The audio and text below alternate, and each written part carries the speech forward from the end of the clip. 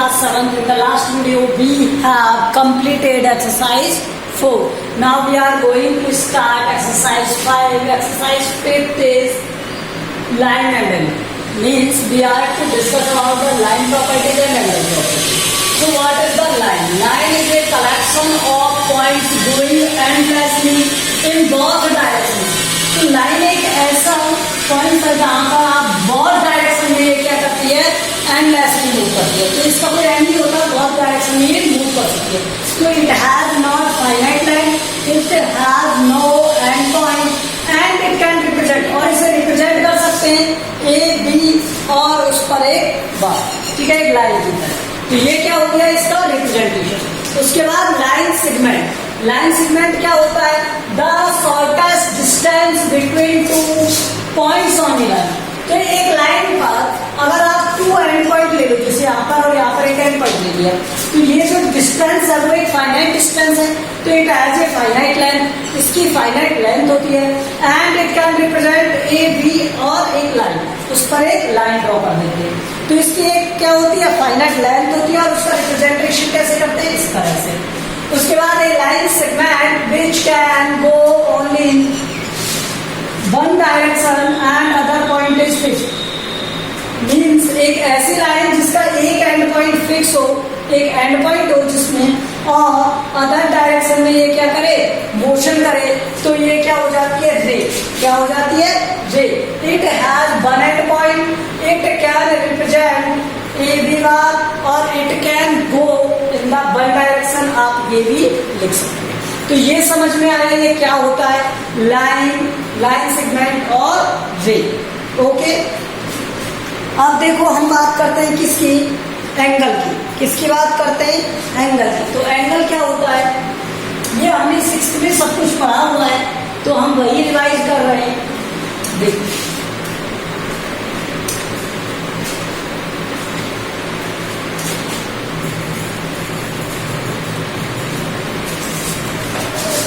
Angle. Angle क्या होता है, किसी एक फिक्स वर्टेक्स पर 2 रेज अगर कोइंसाइड करें तो बनी हुई शेप क्या होती है, एंगल होती है. तो क्या होती है, एंगल.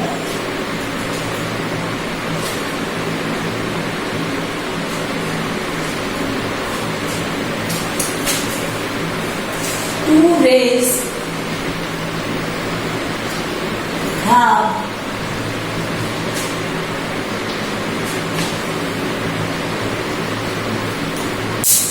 same vertex या same end point ले लो, same end point.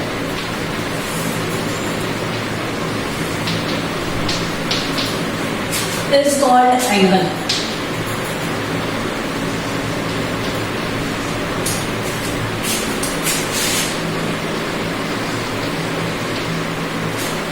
तो ये आपको पता है, ये इस तरह से कोई भी रे हो सकती है और ये कोई एक रे हो सकती है. 2 रे हैं ये, O A और B. तो इन दोनों रे में आपको ये क्या हो गया, एक एंगल हो गया. ठीक है, तो ये वाली साइड जो होती है वो टर्मिनेट साइड होती है, टर्मिनेट साइड बोलते हैं इसे.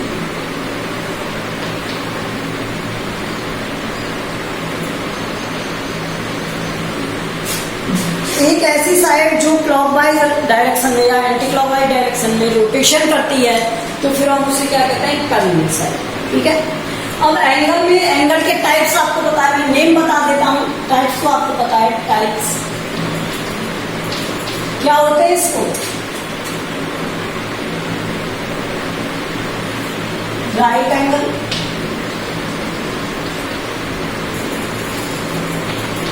ऑब्ट्यूज एंगल,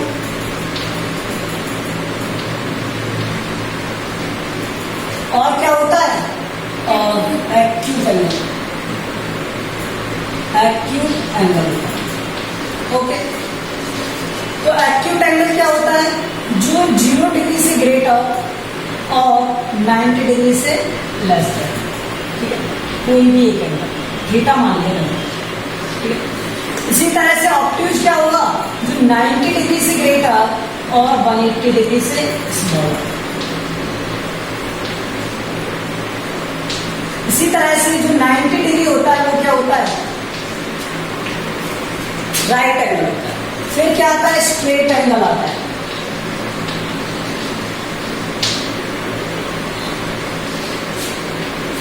ये कितने डिग्री का होता है? 180 डिग्री का होता है।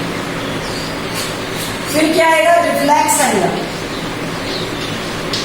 देखो हमने 6th में पढ़ा है ये सब कुछ, इसलिए इनकी डेफिनेशन को in the depth, in the detail में हम नहीं बता रहे, ठीक है।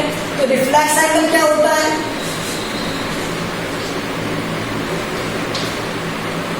ऐसे एंगल जो 180 डिग्री से ग्रेटर हो और किससे स्मॉलर हो? 360 डिग्री से स्मॉलर हो, ठीक है। तो वो क्या होते हैं? रिफ्लेक्स एंगल होते हैं। और कंप्लीट एंगल होता है। कंप्लीट एंगल, तो कंप्लीट एंगल क्या होता है? एक ऐसा एंगल जो 360 डिग्री का हो। कितने का हो? 360 डिग्री का। तो उस एंगल को हम क्या कहते हैं? कंप्लीट एंगल कहते हैं, ठीक है। तो ये तो टाइप्स ऑफ एंगल हो गए, ठीक है। अब इसका रिप्रेजेंटेशन कैसे करते हैं वो देखो।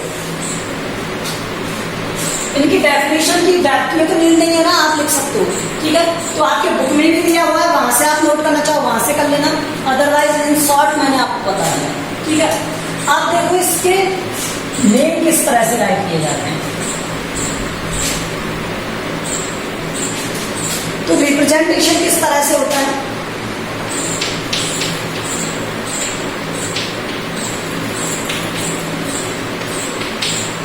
अगर मुझे किसी एंगल का नेम लिखना है बेटा, तो हाउ आई कैन राइट, किस तरह से राइट करूं?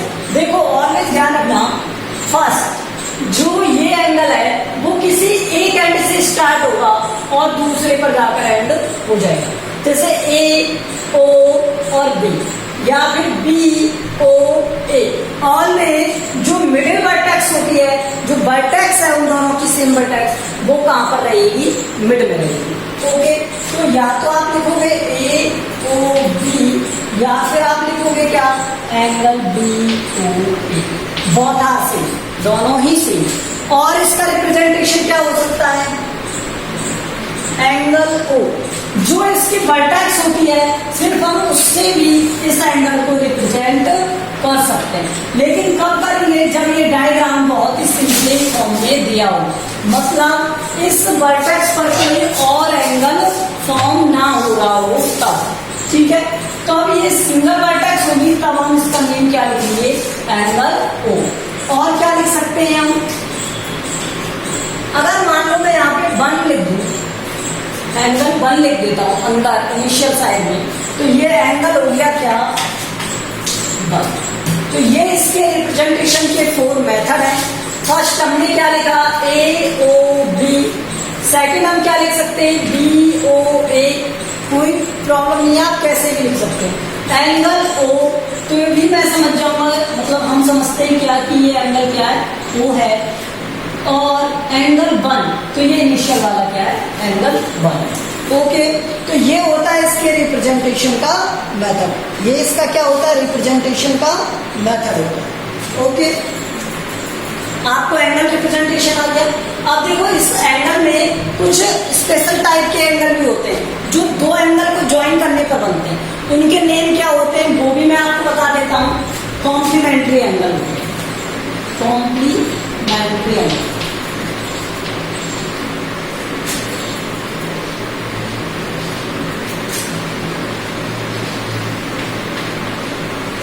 ये एंगल क्या होते हैं? These angles are those which have the sum of 2 angles is equal to 90 degree. Means 2 angle का सम किसके इक्वल हो जाना चाहिए? 90 डिग्री के इक्वल हो जाना चाहिए, okay. Sum of 2 angles is 90 degree.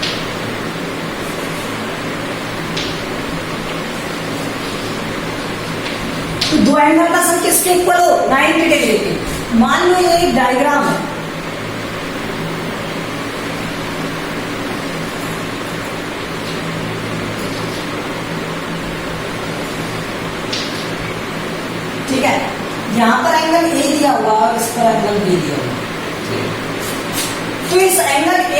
और एंगल बी का सम किसके इक्वल होना चाहिए, 90 डिग्री का सम होना चाहिए। तो angle A plus angle B और ये किसके इक्वल होना चाहिए, 90 डिग्री। तो इसे हम क्या कहते हैं, कॉम्प्लीमेंट्री एंगल कहते हैं। क्या कहते हैं, कॉम्प्लीमेंट्री एंगल। ओके, ये समझ में आया। अब देखो supplementary angle.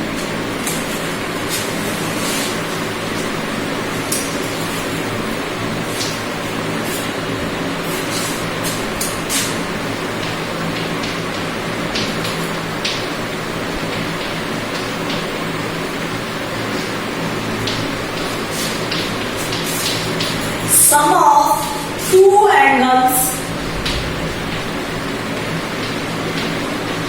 sum of two angles is equal 180 degree. तो ये किसके इक्वल होना चाहिए, 180 डिग्री की। मीन्स अगर ये एक लाइन है और इस पर ये कोई एक बना दिया मैंने एंगल, तो ये वाला एंगल ए और ये वाला एंगल बी, तो angle A plus angle B,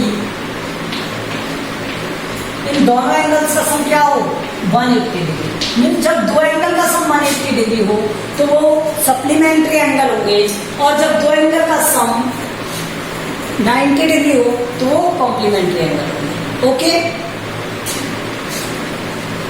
इसी तरह देखो लीनियर पेयर एंगल, ये मैं बता देता हूं आपको। लीनियर पेयर एंगल, इसी को कहते हैं ना पेयर एंगल।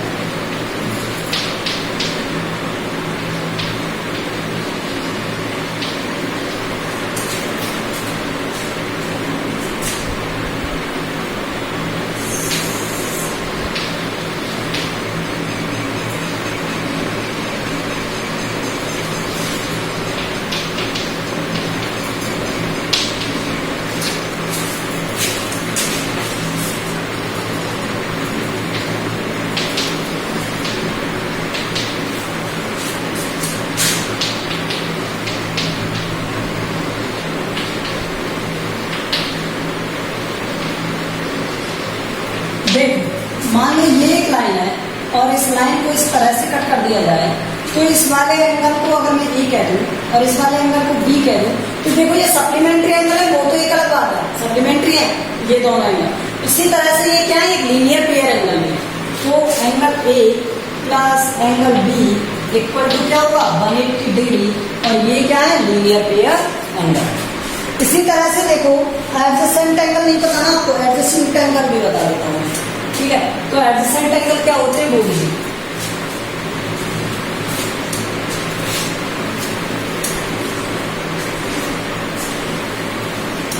एडजेसेंट एंगल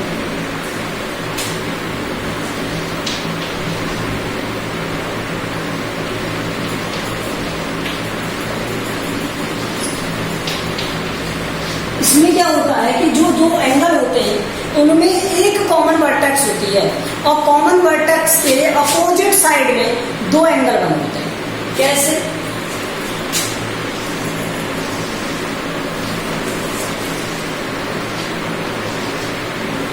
ये कॉमन वर्टेक्स है ओ बी, और ये एक क्या बन गया, एंगल। तो ए ओ बी एक एंगल हो गया इधर की तरफ, और बी ओ सी एक एंगल हो गया इधर की तरफ।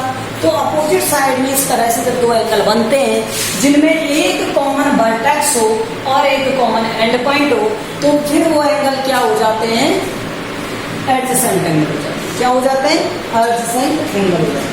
तो two angles in a plane,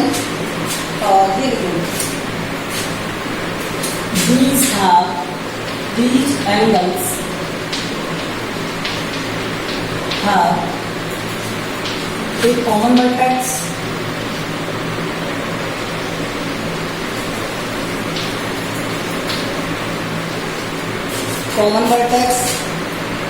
एक common arc and a common arc।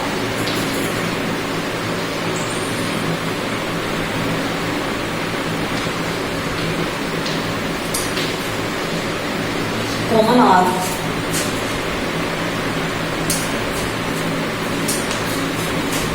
लेकिन इसमें क्या नहीं होना चाहिए, but no common interior point.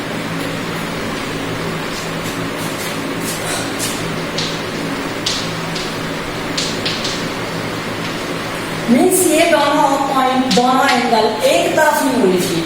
ये इसकी डेफिनेशन हो गई और ये एंगल हो गए। तो कौन से वाला एंगल, AOB, और कौन सा वाला एंगल एडजेसेंट है, BOC। एक बात बताओ, क्या AOB और AOC एडजेसेंट है? नहीं है भाई, वो एक कॉमन आर्म हो गई ना। आप कहोगे कि सर AOB और AOC में कॉमन आर्म हो गई, लेकिन दोनों एंगल तो एक ही तरफ हो गए, एक अंदर की तरफ हो गई, तो ये अंदर की तरफ होने की वजह से नहीं हुए। तो फिर कौन सा वाला एंगल होगा एडजेसेंट? सिर्फ AOB और BOC होगा। ओके, ये बात है, ठीक है। तो आर्म के एक इधर तरफ होना चाहिए, एक इधर होना चाहिए, ठीक है, दोनों अपोजिट साइड। तो ये आपको समझ में आ गया, लीनियर पेयर एंगल समझ में आ गया। अब मैं आपको एक एंगल और बताता हूं, वर्टिकली अपोजिट एंगल। क्या? Vertically opposite angle.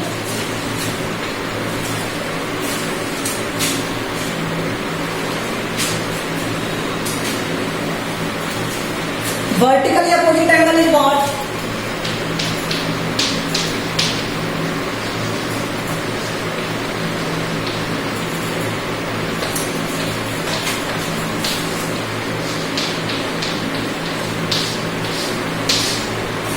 ये क्या एंगल होते हैं? If two lines intersect to each other at a same point. अगर दो लाइन एक पॉइंट पर इंटरसेक्ट करती हैं, ठीक है, एक two line intersect a point, two lines intersect at a point,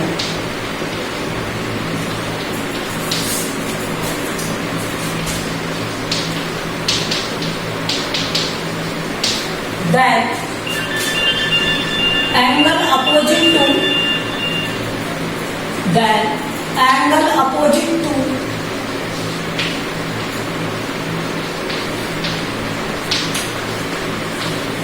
to that point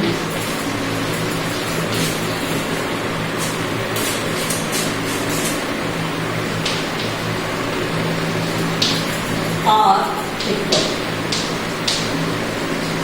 तो वर्टिकली अपोजिट एंगल इक्वल होते हैं। देखो किस तरह से, कोई भी दो लाइन है, अगर एक दूसरे को इंटरसेक्ट करें किसी पॉइंट पर, मान लो ये A है, ये B है, ये C है और ये D, और इन्हें इंटरसेक्ट किया गया O पॉइंट पर, तो ये वाला एंगल और ये वाला एंगल इक्वल होगा एक दूसरे के। इसी तरह से ये वाला एंगल और ये वाला एंगल इक्वल होगा इस तरह, ठीक है।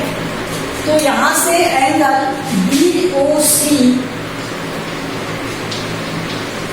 सिंगल लाइन वाले एंगल की बात कर रहे हैं, BOC इक्वल होगा किसके? Angle AOB। इसी तरह से एंगल AOC, ये वाला एंगल इक्वल होगा इसके अपोजिट, सामने वाले एंगल के, एंगल BOD। तो ये जो दो लाइनें एक पॉइंट पर इंटरसेक्ट करेंगी, तो उस पॉइंट पर बने हुए जो एंगल होंगे, अपोजिट एंगल एक दूसरे के इक्वल होंगे। तो BOC इक्वल, ये वाला एंगल इक्वल होगा इस वाले के AOD के, और AOC इक्वल होगा किसके? BOD। तो आमने सामने वाले एंगल ऑलवेज क्या रहेंगे? इक्वल। आया कुछ समझ में कि एंगल किसके, कौन सा एंगल किसके इक्वल रहेगा? तो आपको वर्टिकली अपोजिट एंगल आ गया होगा समझ में। आपको क्या आ गया? एंगल में सप्लीमेंट्री एंगल, कॉम्प्लीमेंट्री एंगल, ठीक है, ये आ गया। उसके बाद आपको एडजेसेंट एंगल बताया और लीनियर पेयर एंगल बताया। तो एंगल और लाइन में यही एंगल होते हैं। एक कंप्लीट एंगल होता है जो 360 का, ये मैं आपको बता चुका हूँ, ठीक है। तो ये आपको सब कुछ इसके फर्स्ट में थ्योरी में दिया हुआ है। अब आगे देखो, आगे इसमें पैरेलल लाइंस हैं, तो इन्हें मैं आपको नेक्स्ट वीडियो में बताऊंगा कि पैरेलल लाइंस, इंटरसेक्टिंग लाइंस और ट्रांसवर्सल लाइन और उनसे बने हुए एंगल, जितने भी एंगल है, जैसे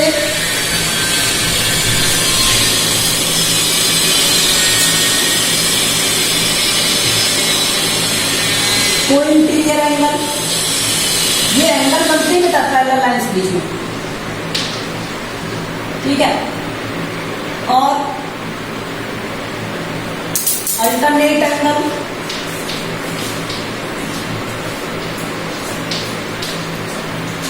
और सेम साइड अगर एंगल बन रहे हो तो उन्हें हम क्या कहते हैं,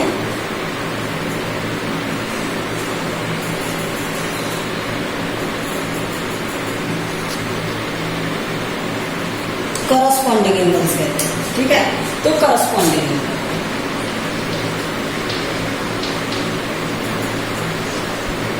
तो कौन कौन से एंगल, को इंटीरियर, अल्टरनेट, करस्पॉन्डिंग। उससे पहले हम डिस्कस करेंगे क्या, पैरेलल, ट्रांसवर्सल, ट्रांसवर्सल लाइन, ठीक है, ये लाइन डिस्कस करेंगे। तो ये वाला पार्ट हम डिस्कस करेंगे कल, फिर उसके बाद थ्योरी हो जाएगी एंड उसके बाद हम करेंगे क्या, न्यूमेरिकल। Okay, thank you.